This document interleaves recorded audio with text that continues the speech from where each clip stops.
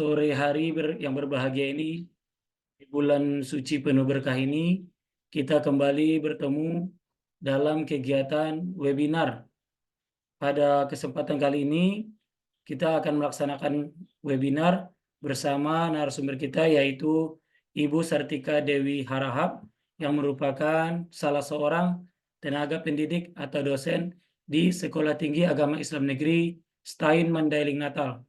Dan pada kesempatan kali ini kita akan membahas bagaimana pembuatan bahan ajar kurikulum merdeka berbasis IT dan perkembangan bahasa. Untuk memulai kegiatan kita pada sore hari ini, marilah kita buka dengan bacaan basmalah. Bismillahirrahmanirrahim. Kemudian dilanjutkan dengan menyanyikan lagu kebangsaan Indonesia Raya. Kepada Bapak Ibu semua diharapkan untuk sama-sama menyanyikan lagu kebangsaan Indonesia Raya.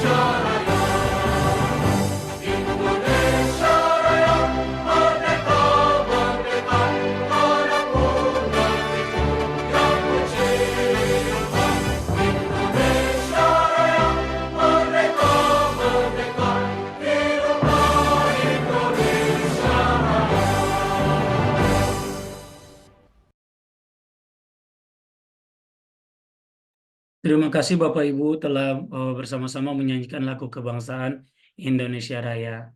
Baik Bapak Ibu semua, apa kabar sore ini? Sehat ya? Oh iya, saya lupa ini Bapak Ibu, ternyata belum diaktifkan ini suaranya. Ya, gimana Ibu Sartika sore ini sehat? Alhamdulillah. Ya, gitulah Pak Mutakin. Pak Mutakin sehat? Alhamdulillah sehat. Masih ini sedang berpuasa Bu ya? Alhamdulillah masih puasa sampai detik ini. Iya, saya dengan Ibu Sartika ini sebenarnya jaraknya nggak terlalu jauh, Bapak Ibu semua. Kalau boleh dibilang sekitar berapa ya? 3 kilometer lah dari rumah Ya, saya ke tempat Ibu ya Sartika. sekitar segitulah Pak Mutakin. Ini bisa nih kayaknya kita buat nanti usulan, bikin Hah? Kombel Guru Progresif Indonesia bikin kegiatannya offline. Oh, Mudah-mudahan boleh, ada boleh. kesempatan nanti Betul. dengan Ibu Sartika, boleh dipakai nanti gedung Stain 1 kan? Insya Allah. Apalagi nanti kalau Stein udah punya auditorium, Insya Allah kita bakal menampung banyak. Lebih banyak lagi lah dari sekarang. Kalau sekarang kan masih aula kecil Pak Mutakin. Baik, Bapak Ibu semua. Di sini saya lihat sudah banyak yang hadir ya, Ibu Sartika. Udah Iya, banyak peserta kita yang hadir bersama kita. Ada tambah terus 93 ya. orang. Ada Pak David, ada Ibu Derisma, ada Pak Suprianto juga di sini, Pak John Haris Nainggolan juga. Nah, ada Ibu Aswita dari Aswita Diana dari SMK 1 Talamau. Talamau ini Pasaman, Bu ya? Ya, Pasaman Barat, Pak. Oh, Pasaman Barat. Saya lama tinggal di Kinali, Bu. Di Oh, daerah Opir Pujo Rahayu. iya. Saya di Iya. Palu, Pak. Oh, di Talu. Oke. Ibu Dede juga, Ibu Dede Asana. Ah, ini Ibu Dede Asana ada bocil-bocil nih. Wah. Bocil-bocil aja ikut ini ya, ikut nonton webinar kita. Semangat Baik, ya Pak ya. ya. Mudah-mudahan sehat-sehat Bapak Ibu semua dari seluruh Indonesia. Ini memang belum Amin. gabung semua ini, oh, Ibu Sartika, karena Iya. di PMM kita buat pukul 16.30. Mudah-mudahan nanti dengan berjalannya waktu akan semakin banyak yang bergabung bersama kita. Baik, Ibu Sartika, bagaimana kira-kira kita mulai kegiatannya, Bu? Boleh Pak Mutakin. Makin Iya, cepat makin bagus ya kan? baik. Ini Karena masing-masing mempersiapkan untuk ke puasa ya Pak ya. betul. Mungkin ada Bapak Ibu, ibu-ibu lah terutama yang sedang nyiapin buka puasa juga. Silakan, Ibu Sartika Dewi Harahap M.Hum, kita persilakan untuk memaparkan materinya. Baik, terima kasih kepada Bapak Mutakin yang mempersilahkan saya sekaligus moderator ini semua ya Pak ya, ownernya juga ya Pak ya, semua ya paket komplit Pak Mutakin ini, Masya Allah, Belajar-belajar ini, Bu. keren. Silakan, Ibu Sartika. Terima kasih. Baik Bapak Ibu guru-guru hebat Indonesia, Assalamualaikum warahmatullahi wabarakatuh. Waalaikumsalam warahmatullahi wabarakatuh. Ya, selamat sore dan salam sehat untuk kita semuanya ya yang sedang berpuasa. Insya Allah dilancarkan puasanya sampai nanti duduk maghrib dengan melihat kondisi waktu di daerah kita masing-masing. Saya buka dengan mukadimah. Alhamdulillahirrabbilalamin. Assalatu wassalamu ala asrafil anbiya'i wal mursalin wa ala alihi wa sahbihi ajmain amma ba'du. Asyhadu an la ilaha illallah wa asyhadu anna Muhammadan abduhu wa rasuluh alladzi la nabiyya ba'da. Pertama dan yang paling utama, sama-sama kita berucap syukur di Ramadan kali ini kita bisa bertemu dalam kondisi virtual ya, karena memang sekarang sudah lebih mudah dan lebih gampang. Setiap orang dari manapun, dari sudut, dari tengah, dari kota, dari manapun kita bisa bertemu secara hybrid seperti hari ini. Allah Maha Baik dan Allah Maha menciptakan teknologi dan perkembangan yang bisa kita nikmati seperti saat ini. Pertama kita hadiahkan salawat dan salam kita kepada junjungan kita Nabi besar Muhammad Shallallahu Alaihi Wasallam di bulan Ramadan. Lebih banyak lagi berucap salawat, pastinya kita akan mendapatkan kenikmatan seperti tauladan beliau, dan akhirnya nanti kita harapkan kita akan bertemu beliau. Amin ya rabbal alamin. Baik Bapak Ibu guru hebat Indonesia, saya nyebutnya kayak gitu ya, karena saya juga begu. Kalau di kampung saya dari Labuan Batu Selatan menyebutnya begu, bekas guru. Sekarang sudah menjadi tetap ya, sudah menjadi seorang dosen. Kalau dulu saya alhamdulillah melewati masa-masa sulit saya itu di guru.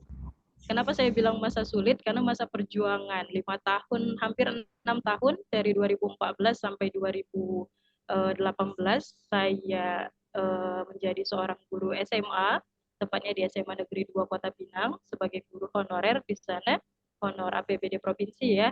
5 tahun berjalan, suka dukanya di sana itu Masya Allah, tapi saya senang gitu.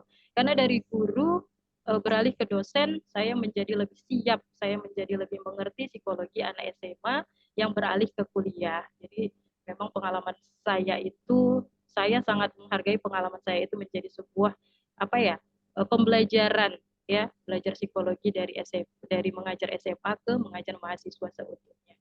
Baik Bapak Guru hebat Indonesia, saya mau di sini bukan mengajari ya Bapak Ibu ya semuanya, karena memang background sekolah saya sebenarnya backgroundnya S1-nya sarjana pendidikan ya, khususnya pendidikan bahasa Inggris, dan S2 saya mengambil linguistik terapan bahasa Inggris. Namun ketika kemarin saya mendaftar dan ikut tes CPNS sebenarnya, saya mengambil formasi English IT. Kenapa saya ambil English IT? Karena memang saya dari kuliah aktif menjadi aktivis di ke-IT-an, terutama untuk pelatihan dan pendampingan guru-guru se-Labuhan Batu pada tahun 2013 sampai 2016 kemarin. Jadi kalau sertifikat alhamdulillah sudah banyak saya kantongi dari Atik Sumut ya yang bergerak memang di bidang IT, dan beberapa dari Jalaluddin Fani Foundation. Jadi sekolahnya itu ada di Labuan Batu, namanya Siti Banun. Jadi di situ sangat aktif sekali ke-IT-annya. Jadi dari dulu memang sudah aktif membimbing guru-guru dalam ke-IT-an. Saya bisa share screen nggak ya Pak Mutakin? Saya tes dulu ya. Nanti kalau Silakan nggak bisa mohon dibantu. coba dicek dulu Kak, Ibu. Takutnya nanti saya jadi ketendang pula. Baik, sebentar ya Bapak Ibu guru hebat. Saya coba share screen. Lagi-lagi saya tidak ingin mengajari ya Bapak Ibu ya. Kita sharing, saya dalam prinsip saya terus belajar akan menampilkan hal-hal yang baik untuk yang diajarkan. Seperti itu sih prinsipnya. Jadi di sini adapun nanti hal-hal yang kita diskusikan sifatnya sharing ya Bapak Ibu, berbagi. Saya juga masih perlu banyak belajar.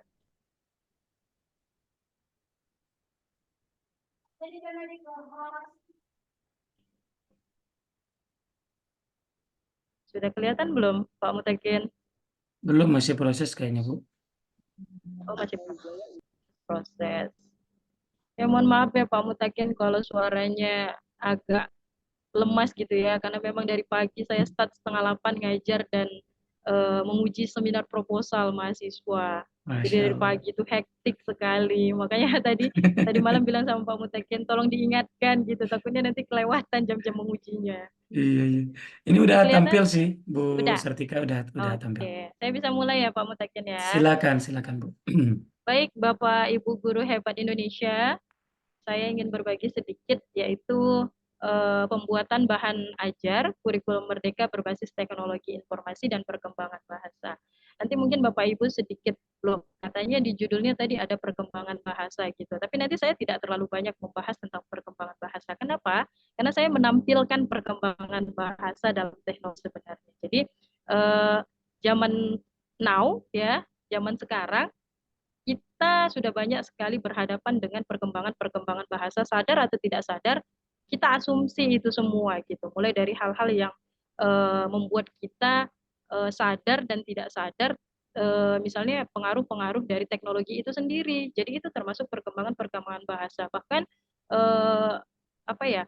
Bahkan pakar-pakar bahasa di Indonesia sudah memasukkan beberapa kata-kata baru yang memang bukan mengadopsi dari bahasa asing, tapi sudah dijadikan bahasa Indonesia dan dimasukkan ke dalam KBBI. Jadi memang perkembangan bahasa itu sadar, tidak sadar, mau, tidak mau, kita mengikutinya gitu. Yang dulunya kita tidak tahu kata digital, sekarang kita sudah tidak asing lagi dengan kata digital. Jadi nanti ini mengalir gitu ya Bapak Ibu.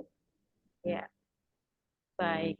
Ini sedikit profil saya sih, tidak banyak, tapi adalah sedikit yang sudah saya perbuat mulai dari saya dosen ya, karena memang saya PNS-nya kan dari dosen. Saya langsung dari S2 saya PNS, jadi saya mengarsipkan karya-karya saya itu mulai dari saya dosen. Kalau guru-guru dulu saya tidak banyak berkarya gitu, apalagi dalam bidang penelitian dan menulis buku.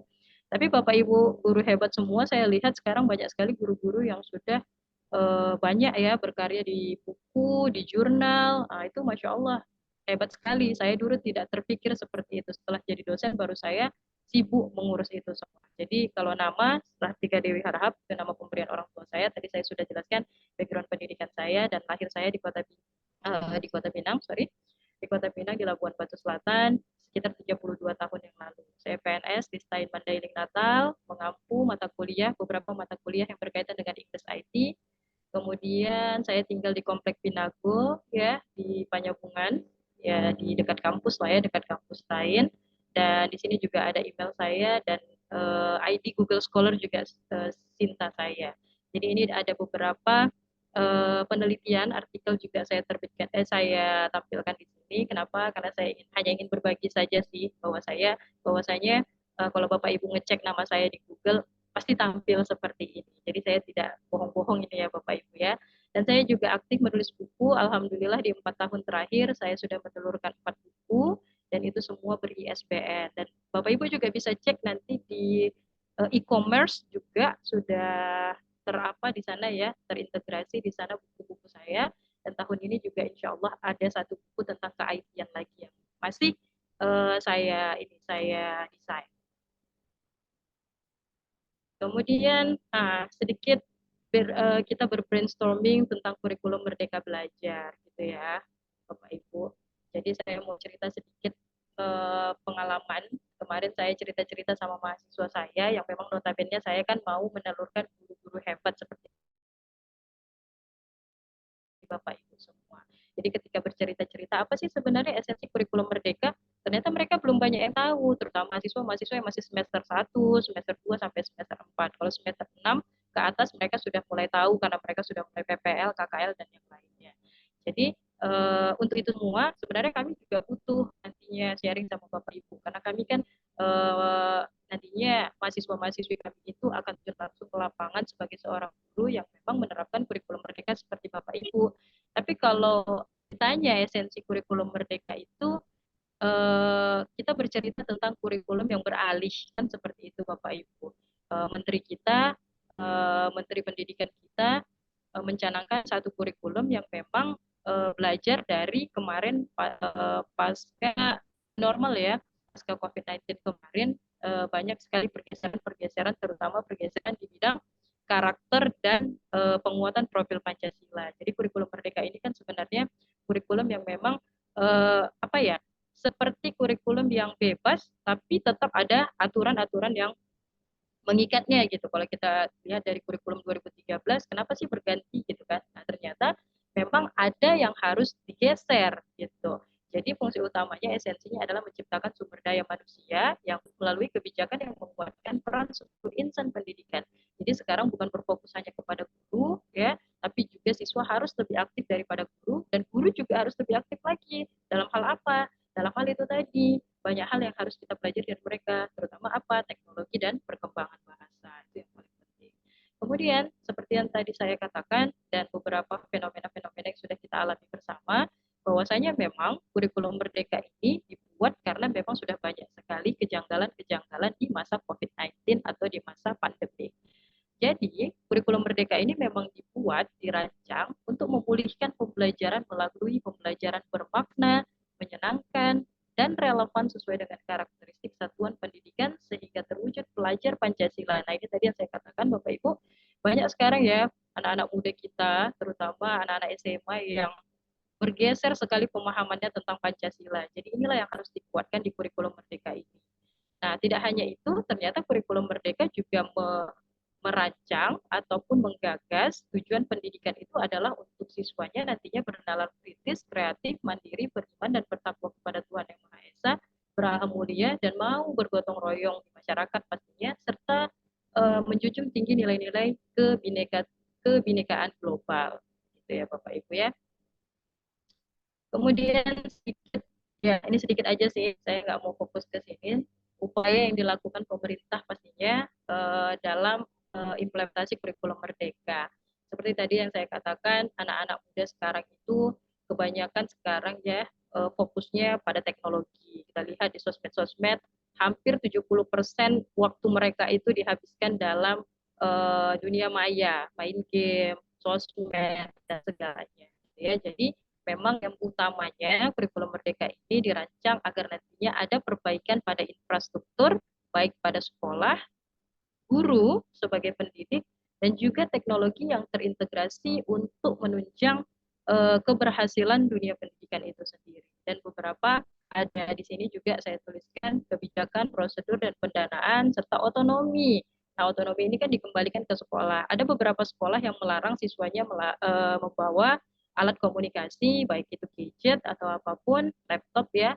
Tapi kalau kita lihat sekarang, apakah bisa itu dilakukan? Kalau saya pribadi, kalau bisa ya sesekali, walaupun tidak tiap hari, adalah pembelajaran yang memang terintegrasi kepada teknologi. Kemudian eh, yang selanjutnya upaya yang akan dihadapi setelah kurikulum merdeka ini adalah perbaikan pada kepemimpinan masyarakat dan budaya. Nah, budaya sendiri nantinya dalam bahan ajar pun nanti saya akan singgung sedikit tentang budaya Bapak Ibu guru hebat. Budaya sekarang ini sudah makin banyak ya yang terlupa, apalagi anak-anak zaman sekarang, anak SMA, anak SMP, anak SMA tidak mengenal lagi budaya yang ada di daerahnya atau budaya yang apa ya, terkenal lah kita katakan. Bahkan yang terkenal saja mereka tidak tahu, apalagi yang kurang terkenal. Seperti di Mandailing Natal ini, budaya-budayanya sangat banyak, tapi tidak ditonjolkan pada bahan ajarnya. Kemudian yang terakhir, perbaikan kurikulum, pedagogi, dan asesmen. Nah, Bapak Ibu mungkin sudah tidak asing ya dengan kurikulum Merdeka yang ujung-ujungnya harus menciptakan sebuah asesmen yang tadinya beruntut ya, beruntut dari tujuan pembelajaran, capaian pembelajaran, kemudian bahan-bahan ajarnya, kemudian perangkat pembelajarannya, RPP dan segala macam, dan diakhiri dengan asesmen sebagai barometer keberhasilan dari kurikulum itu sendiri. Nah, ini saya mau sharing sedikit Bapak Ibu ya, Bapak Ibu guru hebat Indonesia, apa sebenarnya yang diesensikan atau dimaknai dengan bahan ajar ya Bapak Ibu. Sebenarnya kalau kita cari search Google atau search ChatGPT itu udah langsung tampil sih sebenarnya. Tapi saya ingin menguatkan sedikit dan mengingatkan sedikit apa sih sebenarnya bahan ajar gitu ya. Bahan ajar itu memang penting sekali untuk kita Bapak Ibu. Bagi pendidik, bahan ajar itu sangat-sangat menjadi senjata lah ya. Kalau tentara senjatanya tembak, kalau polisi juga senjatanya tembak, kalau dokter senjatanya suntik dan obat, kalau kita ini sudah lengkap semuanya. Bukan hanya tentang obat, bukan hanya tentang senjata, tapi juga komplit, paket komplit yang akan kita bawa ke kelas untuk menjadikan pembelajaran itu sampai kepada tujuan dan capaian pembelajarannya. Nah, di era digitalisasi kita 4.0 ya menuju 5.0, kita sudah tidak asing lagi yang namanya pembelajaran itu nantinya berbasis artikel, pembelajaran berbasis infografis, pembelajaran berbasis video, audio dan yang lainnya. Ada juga yang berbasis komik. Komik ini bisa jadi komik animasi, bisa jadi komik cetak. Gitu. Jadi bahan ajar yang kita ciptakan ya memang diharapkan nantinya memberikan pemahaman yang komprehensif untuk peserta didik kita di semua mata pelajaran. Contohnya apa? Kalau saya ya, karena saya memang bahasa Inggris, ya apa yang menjadi ketertarikan siswa, karena memang bahasa Inggris itu momok sekali ya, mungkin di sini ada Bapak guru hebat yang menjadi guru bahasa Inggris ini menjadi momok sekali, momok yang menakutkan bagi siswa, ya, membosankan bagi siswa, apalagi mahasiswa, apalagi siswa yang memang tidak suka dengan bahasa Inggris. Jadi bagaimana caranya kita seorang guru bisa menghadirkan bahan ajar yang memang membuat mereka menarik, gitu, membuat mereka tertarik akan pembelajaran bahasa Inggris. Sekarang sudah banyak sekali ya Bapak Ibu ya, banyak sekali platform-platform yang memang menghadirkan English is fun gitu, English fun gitu. Jadi contohnya apa? Duolingo, Hello English dan yang lainnya. Dan masih banyak juga untuk pembelajaran lainnya atau mata pelajaran lainnya. Kemudian salah satu dari bahan ajar itu berupa modul ajar. Nah, kalau di kurikulum Merdeka kan Bu, Pak, kita nggak hanya bisa berfokus pada buku cetak yang dihadirkan dari penerbit-penerbit, kita harus juga bisa menciptakan modul ajar berkualitas yang memang di dalamnya nantinya sudah mencakup segala materi dan juga sudah mencakup assessment juga sebagai barometer keberhasilan dari pengajaran kita dan pembelajaran peserta didik kita. Jadi di dalamnya ada juga jenis-jenis bahan ajarnya. Yang pertama yaitu referensi materi. Nah, di sini perangkatnya memang dirancangnya untuk materi yang lebih spesifik, referensinya spesifik. Gitu. Kalau dari internet kita harus menjabarkannya juga secara spesifik.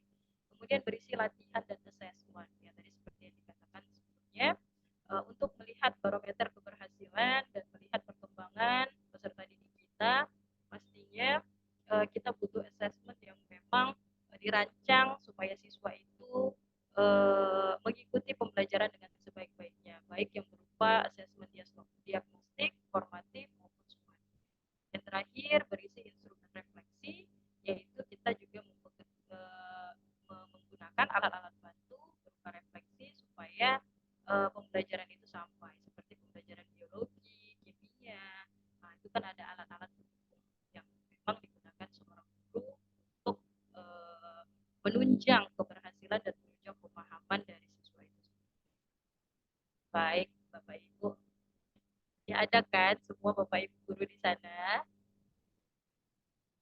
Saya lanjut ya. Lanjut Bu.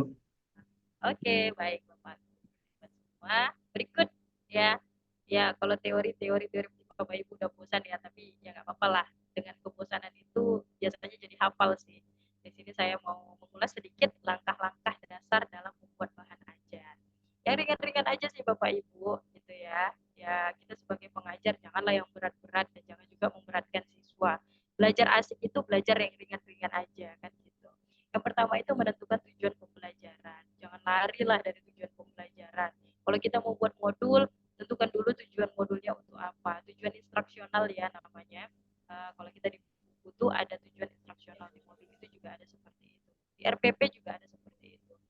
Nah, menentukannya bagaimana? Ya menentukannya berdasarkan apa gitu kan? Kalau dulu namanya silabus.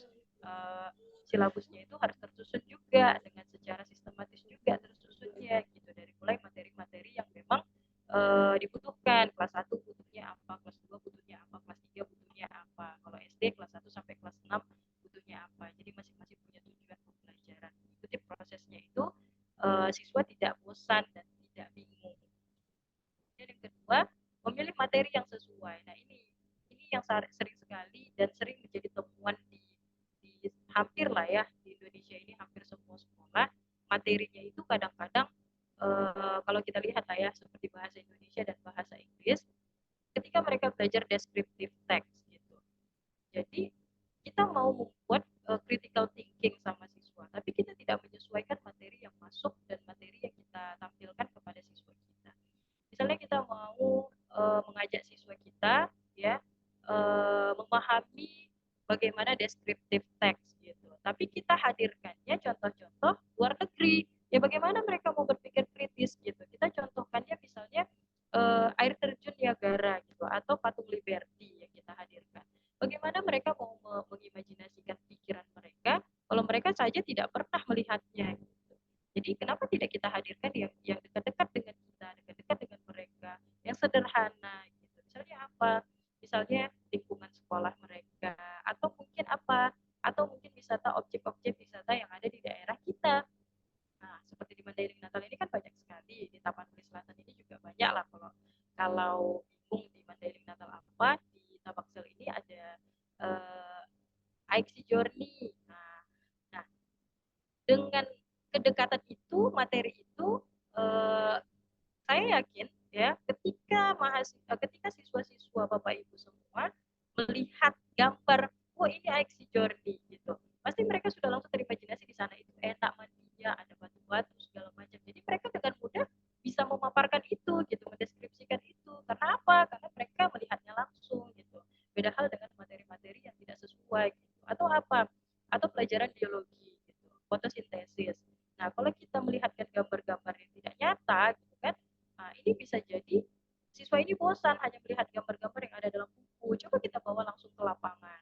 Suruh mereka ambil handphonenya, suruh mereka memfoto kegiatan tersebut, memvideokan kegiatan tersebut. Sebenarnya kita nggak capek Bapak Ibu jadinya. Kita tertolong. Nanti videonya bisa diupload di media sosial mereka. Dan kita bisa nilai dari situ. Itu bisa jadi assessment sebenarnya. Kemudian menyusun struktur bahan ajar. Mulai dari materi yang dasar ke materi yang kompleks. Nah, ini seperti nomor 1 tadi ya. Dari tujuan pembelajarannya harus runut dari yang ringan-ringan saja dulu, nanti makin tinggi kelasnya baru makin tinggi lagi materinya. Kemudian menjanjikan materi secara efektif. Nah, seperti contoh tadi yang saya contohkan tadi, misalnya fotosintesis. Anak-anak besok bawa handphone ya, kita besok mau reka adegan fotosintesis langsung di lapangan gitu. Jadi bawa handphonenya untuk apa Bu, Pak? Nah, nanti difoto. Kegiatan fotosintesis itu nanti apalagi yang handphone-handphonenya yang pakai Apple gitu ya. Apple itu kan bisa zoom sampai berapa kali lipat gitu ya, dan dia tidak pecah. Nah, coba kita lihat prosesnya gitu. Nah, hasilnya nanti video itu di mana? Video itu nantinya akan kita buat sebuah video yang bisa diupload ke sosial media kita masing-masing atau sosial media sekolah. Nah, ini kan bisa mengangkat derajat sekolah juga Bapak Ibu. Wah, sekolahnya aktif ya sosmednya, siswa-siswanya aktif, guru-gurunya aktif. Jadi kita bisa sharing juga di sana, sharing ilmu. Kita juga bisa mendapatkan sebuah pembelajaran bahwasanya siswa itu aktif, energik, efektif, kreatif dalam mengikuti pembelajaran pada saat itu. Nah, berikut trik yang digunakan seorang guru untuk menyusun bahan ajar yang menarik. Pastinya menggunakan media visual. Ini sudah tidak asing lagi zaman sekarang ya, Bapak Ibu. Kita lihat anak-anak murid kita, siswa-siswa kita, mereka jauh lebih aktif menggunakan yang namanya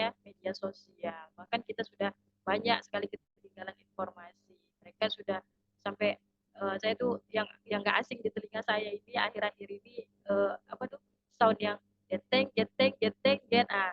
Apakah itu bernilai akademis kan gitu. Nah, ini di mana-mana nih, baik yang dia mahasiswa, baik yang siswa, anak kecil, bahkan anak saya sendiri terkontaminasi gitu sama sound ini gitu. Apa sih yang menarik dari situ gitu kan? Kenapa kita nggak bisa ciptakan hal-hal yang akademis tapi menarik untuk siswa kita gitu. Nah, jadi memang kita harus melibatkan yang namanya teknologi berupa gambar, video, kalau bisa animasi.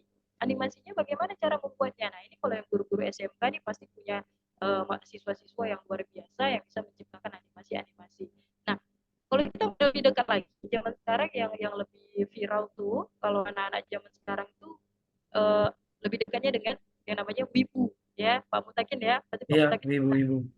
juga nggak asing lagi pasti dengan istilah wibu.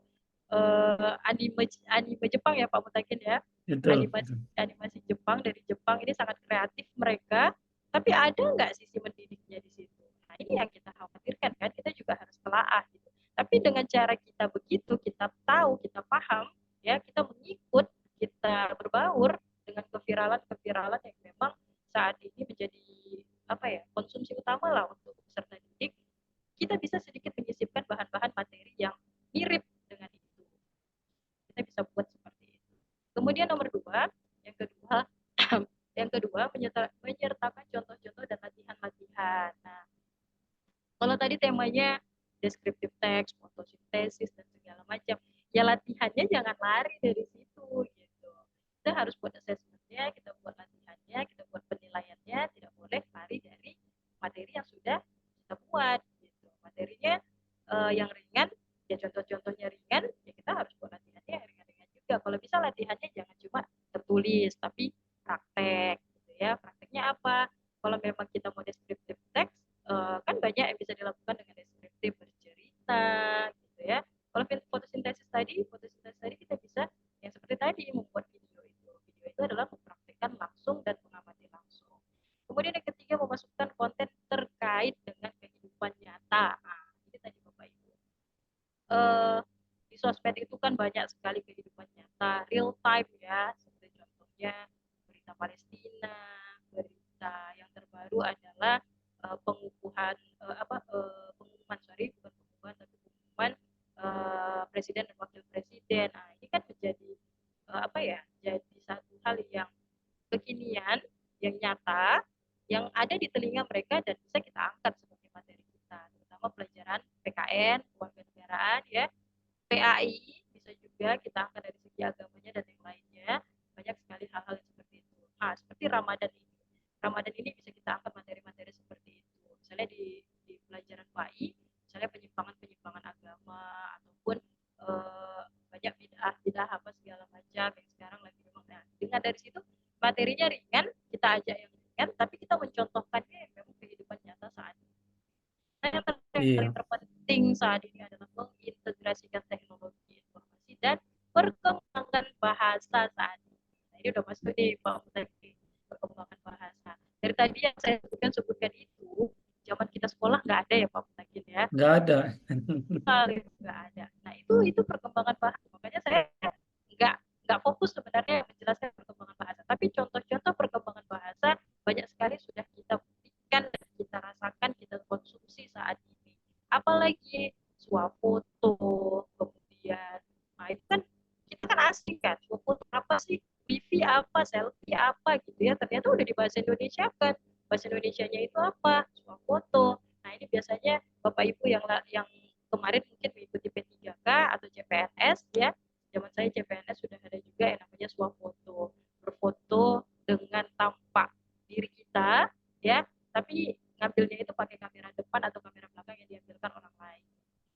Jadi memang perkembangan bahasa sekarang tidak bisa dibendung dan itu mengikuti teknologi informasi. Baik Bapak Ibu guru hebat Indonesia, ya selain teknologi yang sederhana, kita juga sekarang sudah punya AI.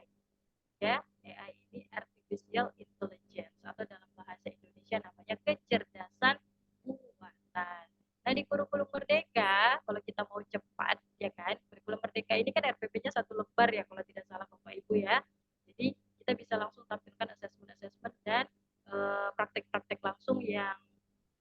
membawa siswa kita juga langsung berbaur di dalamnya.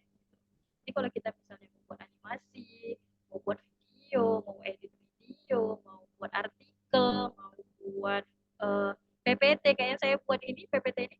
Dulu saya buat PPT zaman kuliah, zaman ngajar, ya, zaman ngajar SMA. Saya buat PPT ya dari PPT. Saya nggak tahu tuh buat PPT pakai aplikasi atau pakai alat bantu lainnya. Dan sekarang buat PPT udah bisa lebih cantik ternyata. Dari apa? Nah, kita bisa dari Canva atau bisa dari AI yang lainnya. Ini dia Bapak Ibu, ya, Canva. Canva ini web, ada aplikasi juga ya. Kita kemarin juga ada pelatihan ini ya Pak Mutakin ya sama mahasiswa saya ya, kolaborasi bersama Pak Mutakin. Memang Canva ini luar biasa. Saya sekarang ini kalau hidup tanpa Canva kayaknya kurang gitu.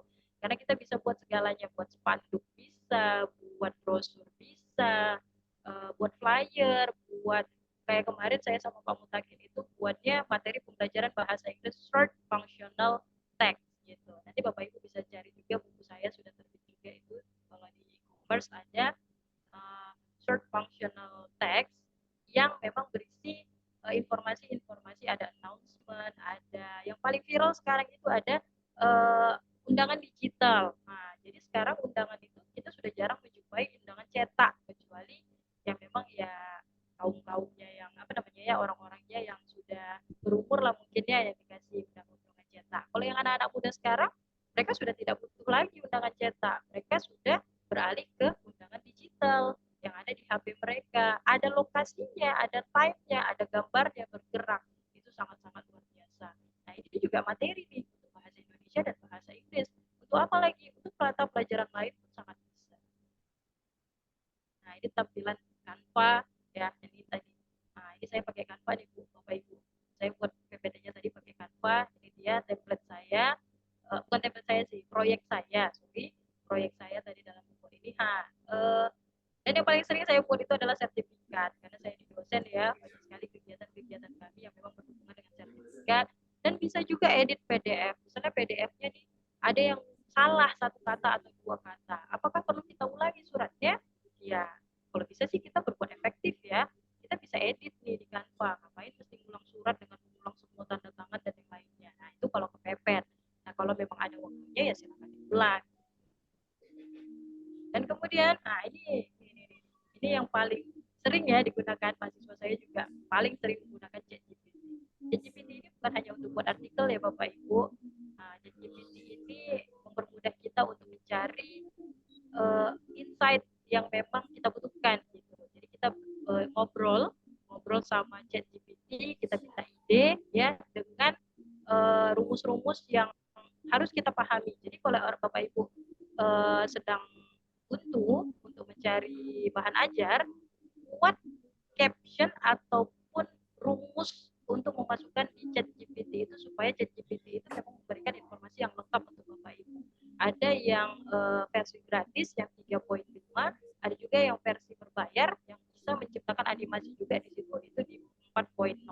Nah, ChatGPT ini sudah dilengkapi ya dengan AI yang mencarikan dan bisa membuatkan kita langsung bahan ajar. Keren sih kalau kita bisa berbayar yang 4.0. Saya pengen sih sebenarnya, tapi belum butuh kali. Saya masih bisa pakai yang 3.5. Jadi saya masih pakai 3.5, tapi ya gitu. Itu stagnan di 2022 terakhir referensinya. Tapi ya kalau masih 5 tahun terakhir untuk kami juga untuk penulisan masih bisa lah dipakai oleh gratisan. Tapi nanti mungkin kalau saya lanjut S3, saya nggak bisa lagi tuh pakai 3.5. Saya harus pakai yang 4.0 insya Allah. Ya, Bapak Ibu, semua. Nah, tadi saya cari sedikit, saya pengen menunjukkan aja sih, pasti Bapak Ibu sudah lebih sering menggunakan ChatGPT ini. Ya, ketika kita cek fotosintesis, kalau kita hanya ketikkan fotosintesis, yang keluar seperti ini. Tapi kalau kita buat, tolong buatkan saya makalah atau buatkan saya PowerPoint, kalau di 4.0 ya, buatkan saya PowerPoint yang berisi materi tentang fotosintesis lengkap dengan gambarnya, lengkap dengan animasinya, lengkap dengan referensinya. Nah, ini bisa sekali langsung jadi satu bahan ajar yang bisa langsung digunakan di kelas Bapak Ibu. Hebat semua. Nah, ini ada juga Edpuzzle ya. Edpuzzle ini ya untuk edit video pastinya. Kalau Bapak Ibu yang sering-sering memberikan video edukasi kepada anak didiknya. Biasanya ini apa ya, pelajaran apa ya, PKN mungkin ya Pak Mutakin ya. Iya. Atau mungkin TIK juga ya, video-video yang memang melibatkan animasi ataupun apapun, jadi kita bisa cepat dalam pembuatan bahan ajarnya. Kemudian STEM AI, ya ini juga edit video ya, ada juga bisa buat animasi.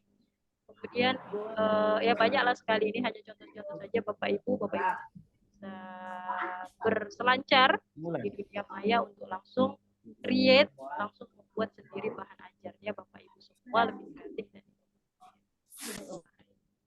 ya Bapak Ibu guru hebat semua, yang kita hadapi saat ini adalah Gen Z ya, kalau bahasa kerennya Gen Z. Nah ini juga salah satu perkembangan bahasa. Kenapa sih Gen Z dibilang gitu kan? Kenapa sih generasi milenial? Kenapa siapa dulu zaman saya sekolah, zaman saya kecil nggak ada kata-kata seperti itu. Ini juga perkembangan bahasa gitu ya. Yang kita hadapi Gen Z. Gen Z itu range usianya ya paling tinggi ya, kuliah lah di usia kuliah Gen Z. Mereka belajarnya itu tidak bisa berbasis textbook, hanya textbook itu nggak bisa. Tidak bisa berbasis ceramah itu tidak bisa, sangat tidak bisa. Kita ceramah mereka jadi curhat, nah, ujung-ujungnya jadi curhat gitu, nggak bisa. Kalau kita ceramah, dianggap mereka kita itu seperti ustadz, seperti bidadari. Nah makanya tidak bisa. Kalau kita memang mau menciptakan suasana belajar yang menarik, inovatif, kita memang harus sama dengan mereka gitu. Kalaupun ceramah, kita harus bisa menyisipkan materi-materi yang memang mereka dekat gitu. Mereka tahu, misalnya apa? Misalnya materi TIK seperti Pak Mutakin gitu ya, pelajaran TIK. Kalau kita nggak tahu yang namanya Mobile Legends, kita nggak tahu PUBG, kita nggak tahu apa, kita nggak bisa mengait-ngaitkan pembelajaran itu dan mereka nggak tertarik gitu. Kita harus tahu gitu. Misalnya apa? Apalagi gitu ya. Misalnya hacker itu bagaimana sih Pak? Pasti banyak yang nanya kayak gitu ya Pak Mutakin itu ya. Banyak. Banyak sekali yang nanya-nanya seperti itu. Sama, saya juga di bahasa seperti itu. Kalau saya mau mengajarkan apa namanya sintaksis ataupun pragmatis gitu, saya nggak bisa hanya ceramah-ceramah saja, nggak bisa. Jadi saya harus bisa mengaitkan dengan fenomena-fenomena yang ada di sosmed yang viral. Karena gue dari penelitian bilang, gue dari 5 Gen Z menggunakan sosmed itu lebih dari 4 jam sehari. Biasanya di sekolah sudah berapa jam Bapak Ibu, dari setengah 8 sampai jam 3 misalnya, paling cepat jam 2. Habis itu dia ngapain? Sampai pagi lagi bisa jadi dia tuh menghabiskan waktunya pada gadgetnya atau pada handphonenya.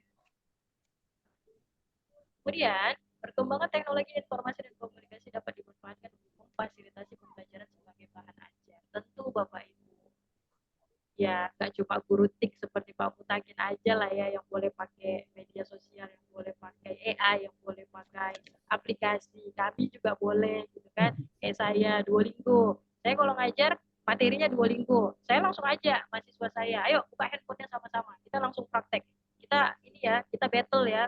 Saya sampai stake berapa baru baru baru ditendang.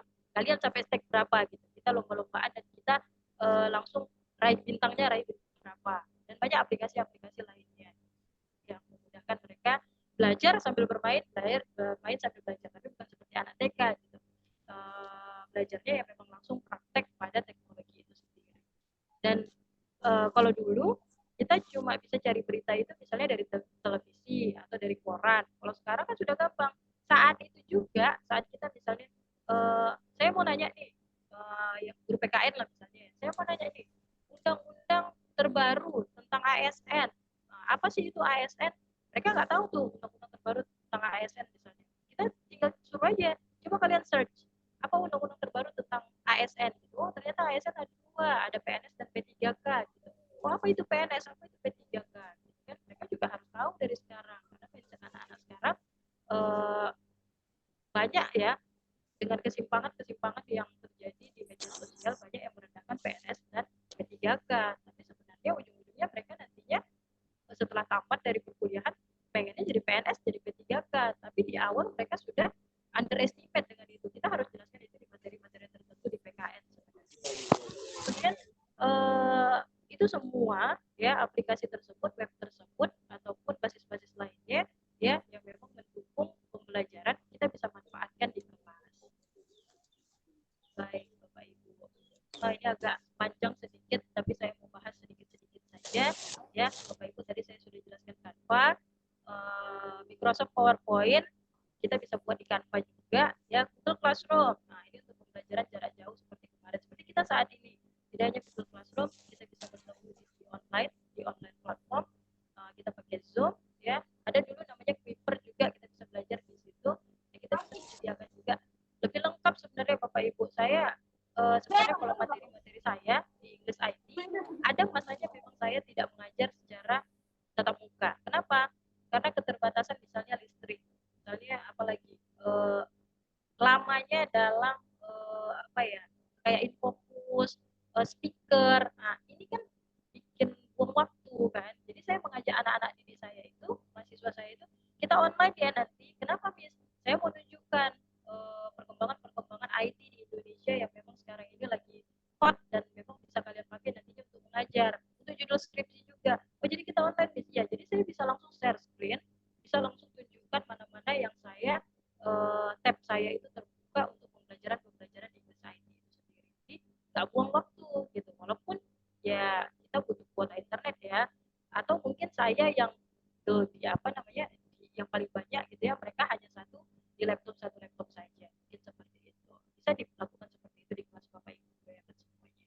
Nah, digital video dan animasi tadi sudah saya sedikit jelaskan juga.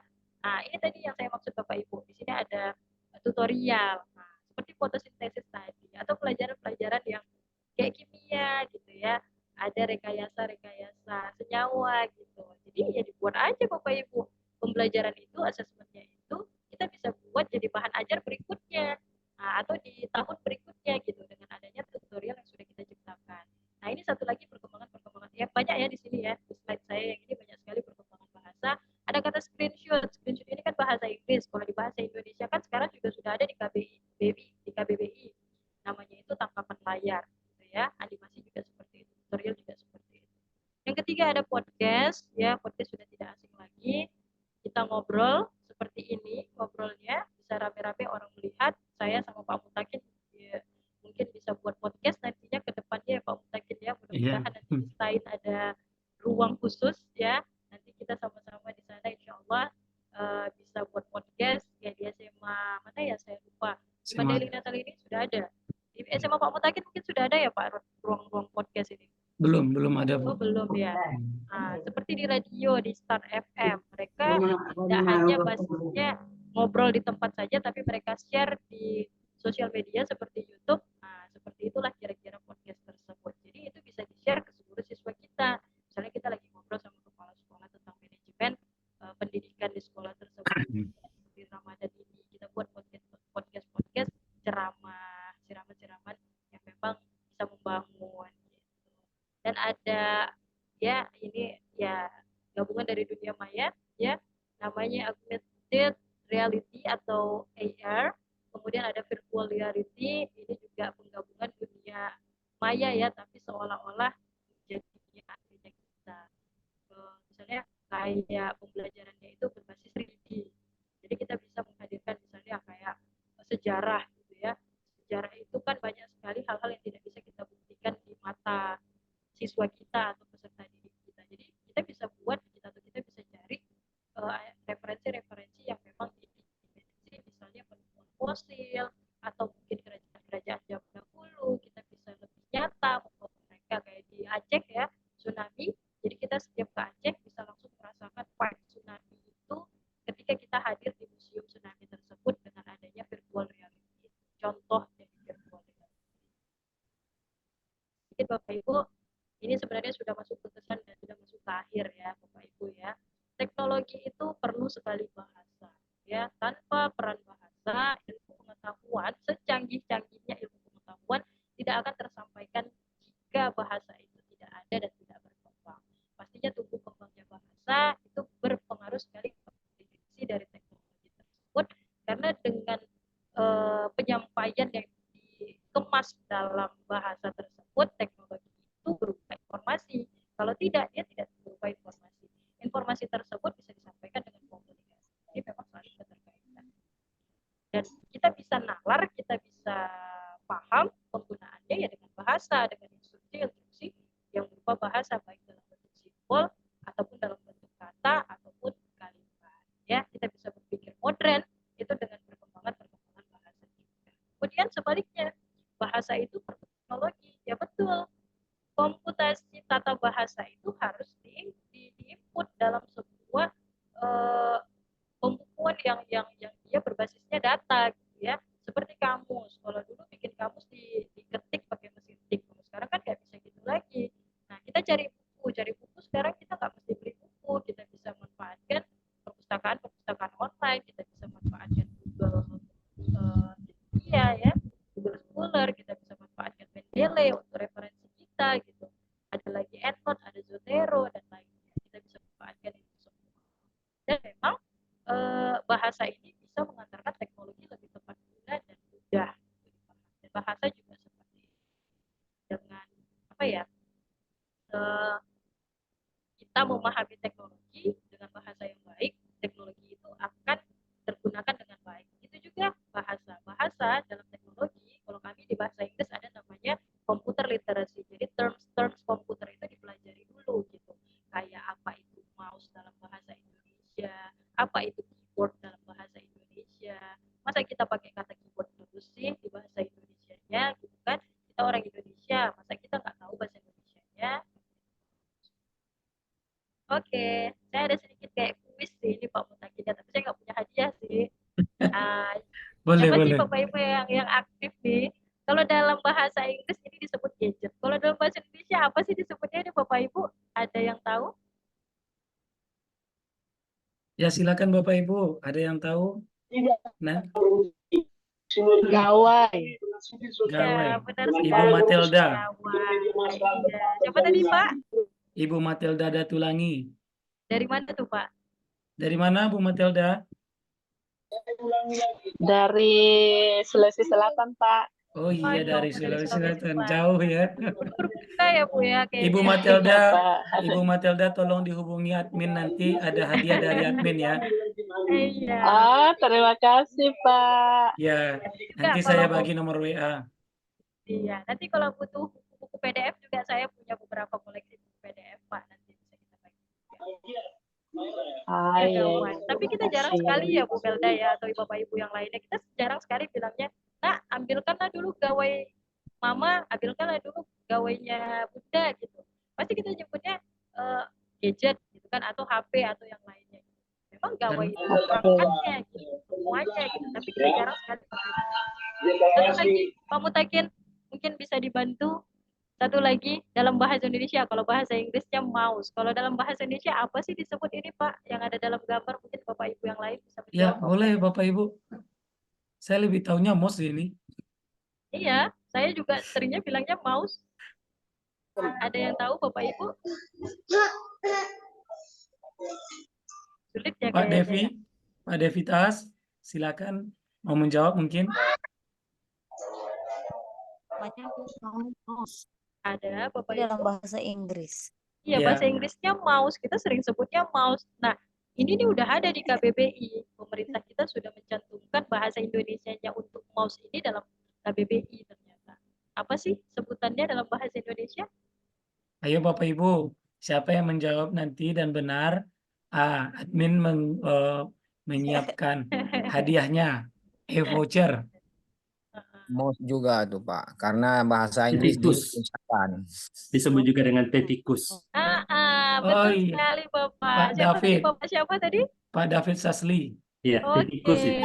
Ya, ya, bahasa Indonesianya ternyata tetikus, bukan tikus ya Bapak Ibu, tapi tetikus. Jadi dia memang menyerupai karena dia lari, bergulir dan segala macam menyerupai tikus, dan bahasa Indonesianya mouse juga tikus kan, tapi sebenarnya bukan itu. Tapi sebenarnya esensinya itu karena gulirannya itu Bapak Ibu. Jadi disebut dalam bahasa Indonesia tetikus. Masih banyak yang lainnya Bapak Ibu. Ada nanti Bapak Ibu silakan searching sendiri, ada 17 kata ya perkembangan bahasa yang 2023 sudah masuk ke dalam KBBI, dan itu tidak lagi bahasa Inggris yang diambil menjadi bahasa Indonesia gitu. Seperti misalnya kalau yang sudah sering kita gunakan itu seperti download dan upload ya. Download dan upload itu kan bahasa Inggris, tapi kita sudah gunakan dalam KBBI itu namanya unggah dan unduh. Nah, itu sudah kita pakai sejak 2021 tahun 2021 ya kalau tidak salah.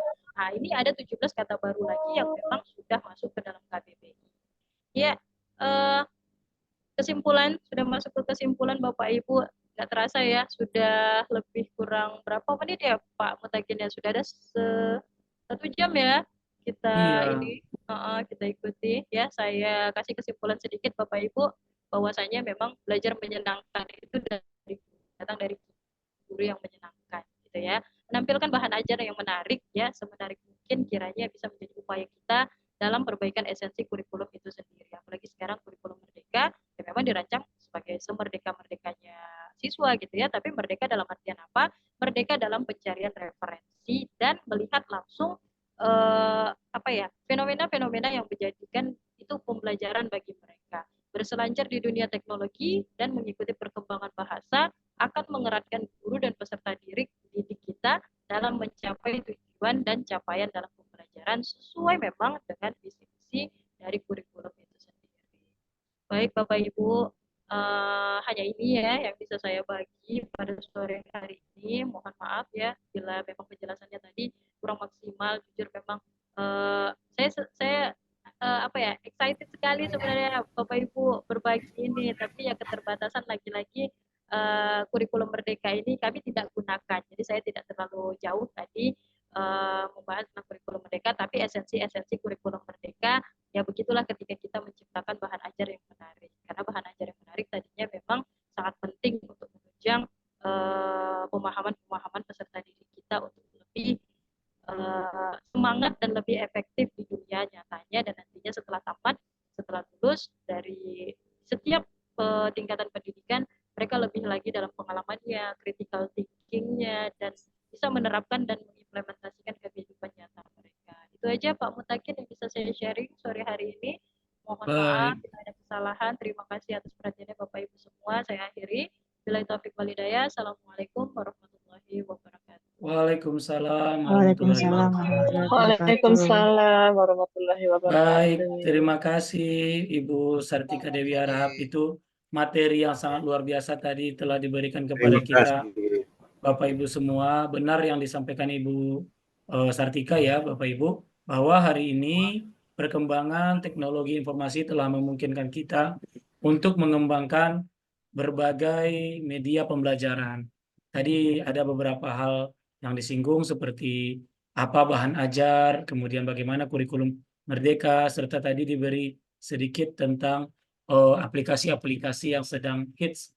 Ya ini enggak promosi ya Bu Sartika, tapi Ya, saya enggak, betul sedang sekali. menyiapkan pembuatan buku ke-9 yang sedang Masya saya Allah. tulis, yaitu belajar dan bekerja efektif menggunakan artificial intelligence. Insya Wah, Allah akan terbit di bulan Mei atau Juni tahun 2024.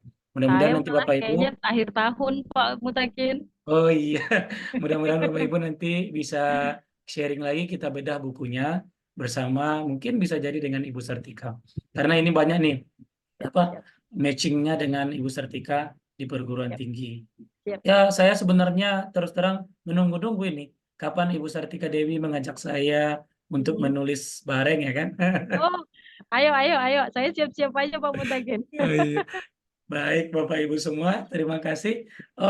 Baik Bapak Ibu, ini melihat waktu di Indonesia bagian timur dan tengah sepertinya sudah berbuka puasa ya. Di Indonesia bagian barat, DKI Jakarta dan yang lain sudah hampir memasuki jadwal berbuka juga. Mungkin tidak memperpanjang waktu lagi Bapak Ibu. Bagi Bapak Ibu yang ingin bertanya, kami buka untuk 2 pertanyaan. Silakan raise hand. Kalau tidak ada, nanti saya bacakan yang ada di kolom chat. Silakan Bapak Ibu.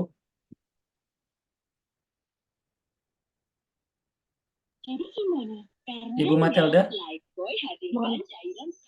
Mau minta link absen saja, Pak. Boleh Bu Matelda. Dikirimkan ulang kalau bisa. Boleh. Ya, Bapak Ibu, untuk link absen nanti saya akan kirim ya. Sekaligus di grup chat room WA juga saya akan bagikan nanti. Baik Bapak Ibu semua, ini mungkin ada satu pertanyaan Ibu Sartika.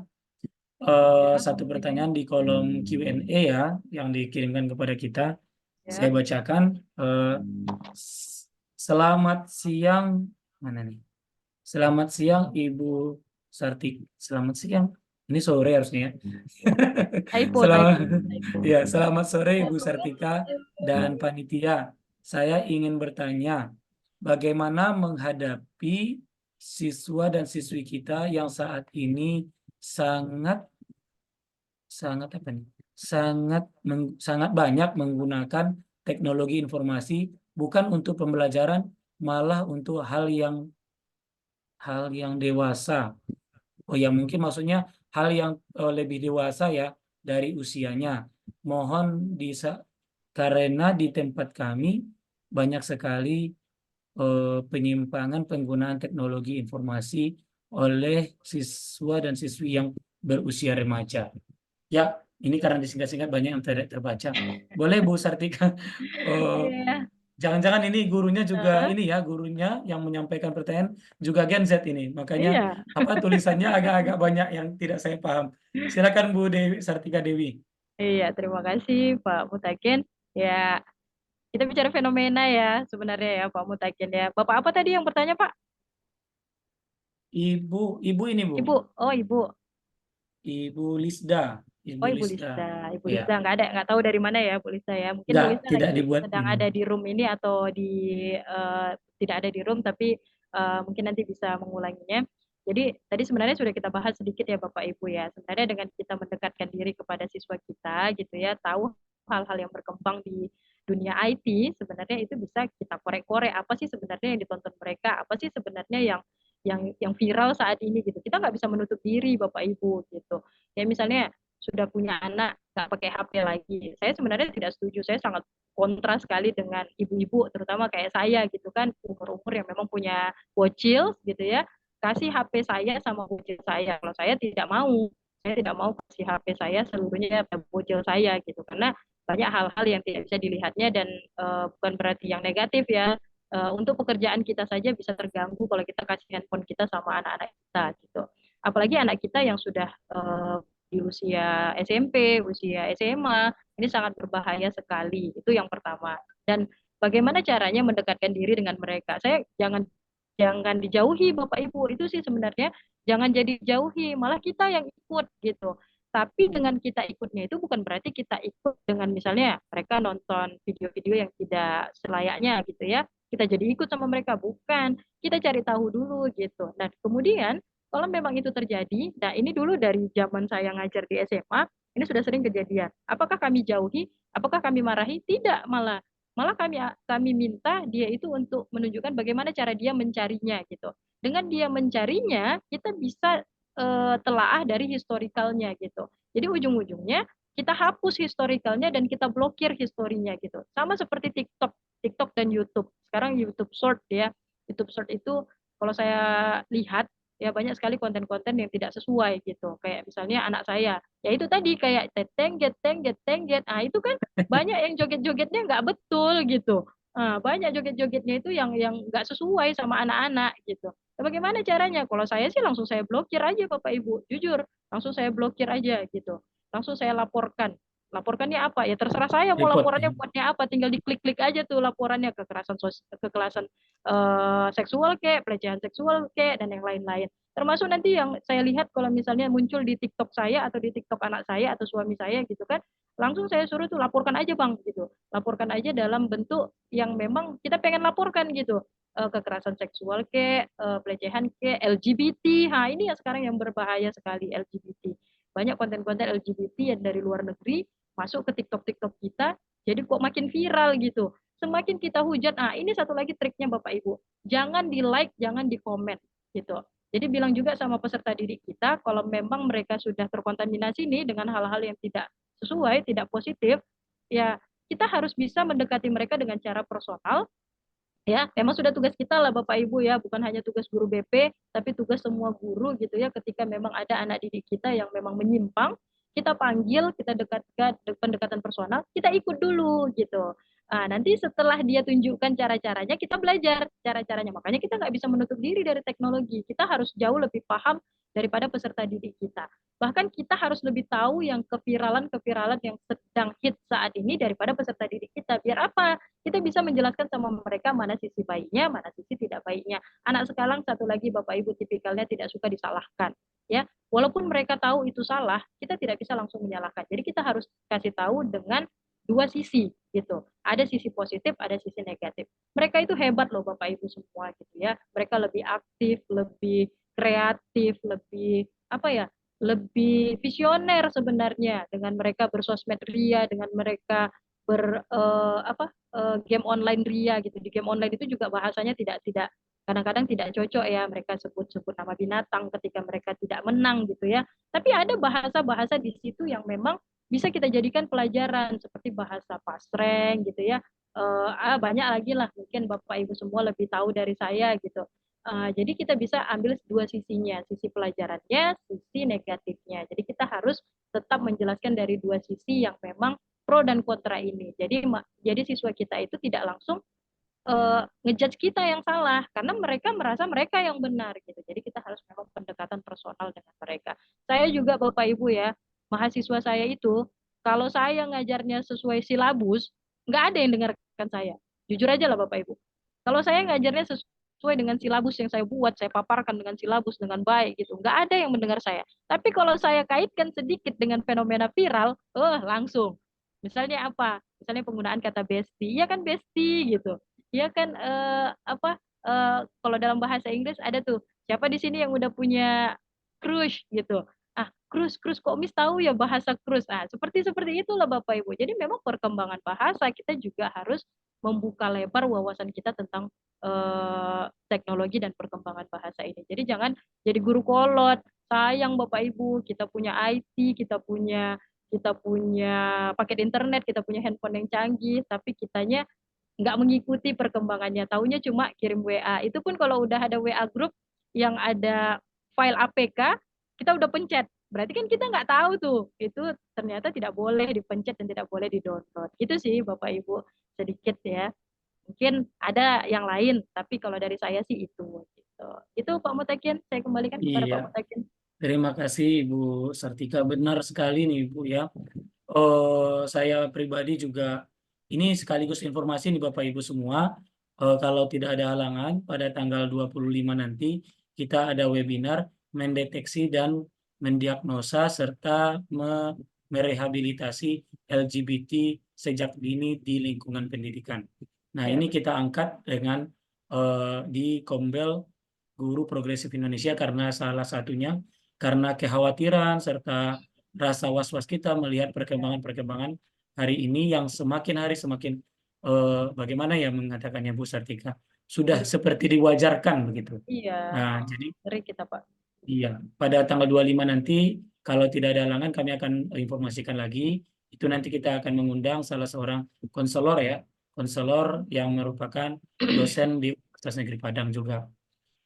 Benar Ibu Sartika tadi menyampaikan, Bapak Ibu semua, teknologi itu seperti pisau bermata dua. Di satu sisi akan membantu kita untuk mengembangkan diri kita, mengembangkan kreativitas kita, tapi di sisi yang lain akan menjadi penghancur atau menjadi salah satu alat yang bisa membuat kita semakin terpuruk ya Bapak Ibu. Dan juga kemarin kami dapat informasi juga Ibu Sartika Dewi bahwa ada peningkatan yang cukup tinggi di kalangan remaja kita khususnya mengenai kekerasan bullying gitu ya. Dan penyebaran bullying itu termasuk cyberbullying tidak terlepas dari teknologi informasi. Seperti ada semacam kebahagiaan tersendiri bagi anak-anak kita ketika aksi bulinya yang sebenarnya itu sangat mengerikan di post gitu. Iya, Itu betul sekali. luar biasa loh Ibu Sartika. Ini saya harusnya ada kolaborasi nih antara konselor, psikolog, remaja dengan Ibu Sartika yang menjadi praktisi akademisi di bagian bahasa. Ya, karena bagian bahasa juga bagian teknologi. Karena kami melihat terkadang begitu Bu Sartika. Banyak hal yang tidak kita tahu dari anak kita gitu. Kita Iya. seperti tertipu. Saya sering konseling tuh sama kebetulan istri saya juga seorang konselor di guru bimbingan konseling juga, sering ngobrol dengan remaja kita hadirkan ke rumah, atau mungkin kita ngobrol langsung, kita nggak tahu ternyata tampang polos mereka, wajah mereka yang sangat terlihat sangat sangat kekanak-kanakan. Innocent lah ya. Innocent ya. Ternyata banyak hal yang lebih dari apa yang kita duga yang mereka tahu. Betul Itu sekali. luar biasa loh Bu Sartika. Saya sampai wah ini syukur ya saya tidak di masa itu gitu. Iya, betul. Iya, iya, Bu. Jadi begitu Bapak Ibu semua, tadi Bu Sartika Dewi sudah menyampaikan banyak hal ya, bahwasanya juga termasuk tadi pendidikan itu sangat menentukan bagaimana anak didik kita akan terbentuknya seperti apa, terutama pendidikan di rumah atau di keluarga. Saya sangat meyakini Bapak Ibu, saya menganalogikan bahwa anak-anak kita itu seperti ikan di lautan ya. Ketika ikan itu hidup berenang bergerak, maka air asin tidak akan mungkin merasuk ke dalam badannya. Namun pada saat ikan itu sudah mati, dia diletakkan, dikeringkan di luar di darat, dia diasinkan dan akhirnya menjadi ikan asin. Artinya apa, Bapak Ibu? Ketika pendidikan yang baik diberikan di lingkungan keluarga, maka itu akan menjadi antivirus kepada anak kita ketika dia bergaul dengan lingkungannya atau pada saat dia sudah berinteraksi dengan IT atau produk-produk dari sosial media. Maka ada benteng yang membuat dia tahu mana yang baik dan mana yang buruk. Jadi Bapak Ibu semua, sebagai guru kita harus menekankan dan menanamkan kepada murid kita, juga anak-anak kita di rumah, bagaimana menjadi seorang remaja yang memiliki akhlakul karimah yang baik. Super Baik, sekali. Bapak Ibu Sartika Dewi Harahap, terima kasih telah menyampaikan materi yang sangat luar biasa kepada kita pada sore hari ini. Terima Mungkin kasih kembali, Pak. Mungkin kami berikan kesempatan untuk closing statement-nya, Bu. Silakan. Baik, terima kasih Pak Mutakin. Senang sekali ya Bapak Ibu bisa berbagi, bisa sama-sama diskusi di sini walaupun sama-sama puasa gitu ya. Kita masih sama-sama fit, sama-sama aktif. Ya, sedikit dari saya, jadi guru itu memang tidak mudah, tapi lebih sulit lagi kalau kita tidak menjadikan kita guru untuk diri kita sendiri gitu. Gurunya diri kita sendiri ya kita sendiri gitu. Jadi pembelajaran yang kita dapat adalah guru kita dan kita sendiri menjadi guru bagi apa yang kita dapat. Jadi memang untuk mendidik perlu kita mendidik diri kita sendiri. Jangan jadi pendidik yang hanya menyampaikan apa yang sudah tertulis, tidak, tapi berdasarkan pengalaman dan aksi nyata yang memang saat ini sangat banyak sekali di depan mata kita, bisa kita kaitkan sebagai pembelajaran dan pengalaman baru untuk peserta didik kita, baik di masa dia sekarang dan di masa dia yang pastinya di masa-masa yang akan datang. Jadi dengan ingatannya mereka sebagai seorang siswa pasti mengingat hal-hal yang baik, walaupun itu awalnya tidak baik. Jadi guru itu memang harus memperkaya ilmu dari tidak hanya dari teori tapi juga dalam prakteknya sehari-hari. Itu aja Pak Mutakin mungkin yang bisa saya sampaikan. Mantap sekali hari ini. Saya senang sekali Pak Mutakin.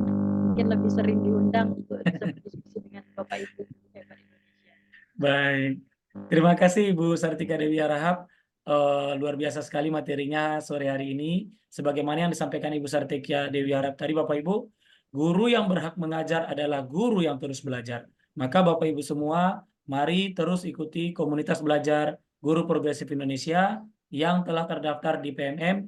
Jangan lupa mengisi absen dan sampai jumpa di webinar dan BIMTEK berikutnya. Oh ya, satu lagi Bapak Ibu, bagi Bapak Ibu semua yang bersedia menjadi narasumber di Kombel Guru Progresif Indonesia, silahkan hubungi saya. Kita akan atur waktunya. Jika cocok, kita akan jadikan Bapak Ibu semua sebagai narasumber kita. Baik ya, Bapak David, juga Bapak Ibu Siti Hasnu ditunggu lagi. Ya, semoga Pak David nanti bisa jadi narasumber kita juga. Terima kasih Bapak Ibu semua. Terima Amin, kasih amin. Bu Sartika Dewi. Terima kasih semuanya. Assalamualaikum warahmatullahi wabarakatuh. Dengan ini kita tutup kegiatan kita. Ya, mohon maaf. Waalaikumsalam. Dengan ini kita tutup kegiatan kita dengan ucapan hamdalah. Alhamdulillahirrahmanirrahim. Mohon maaf atas segala kekurangan. Assalamualaikum warahmatullahi wabarakatuh. Waalaikumsalam warahmatullahi wabarakatuh. Waalaikumsalam Baik, Pak, warahmatullahi Bapak Ibu semua, terima wabarakatuh. kasih. Mohon maaf.